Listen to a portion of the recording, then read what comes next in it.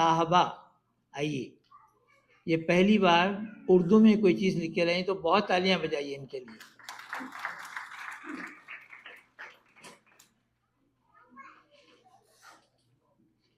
بہت شکریہ ناظم انکل.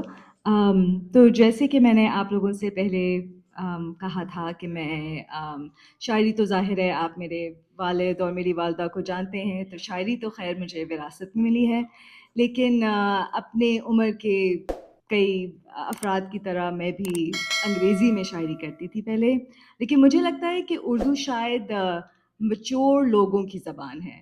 تو شاید جب میں اس میچورٹی کے لیول پہ پہنچی ہوں تو مجھے بھی اپنے والدین سے متاثر ہو کے اردو میں شاعری کرنے کا شوق پیدا ہوا. اور میں چونکہ یہ میری پہلی کوشش ہے، میں پہلے ہی آپ لوگوں سے سما خراشی کے لیے معذرت خواہ ہوں، لیکن آپ پلیز میری حوصلہ افزائی کریے گا، اور آپ کو کچھ نہیں کرنا، صرف سننا ہے اور واہ واہ کرنا ہے. بالکل بالکل. اوکے. مانا کہ کڑک دھوپ ہے، سایہ نہیں، پر چھوڑو نہ صبر کو.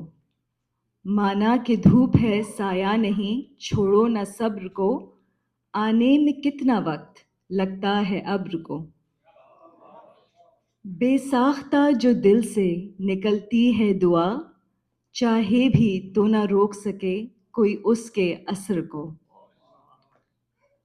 بتا دی ہے پوری رات تو اب گھبرانا کیسا. بتا ہی دی ہے پوری رات تو اب گھبرانا کیسا.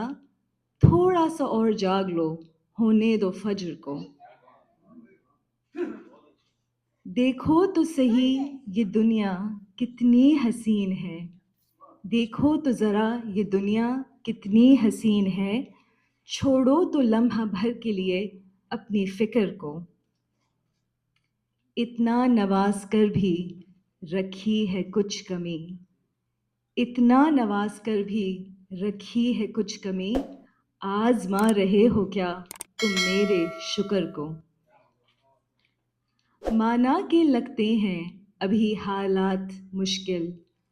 مانا کہ لگتے ہیں ابھی حالات مشکل. پتھر سے ہم نے پھوٹ سے دیکھا ہے شجر کو. شکریہ.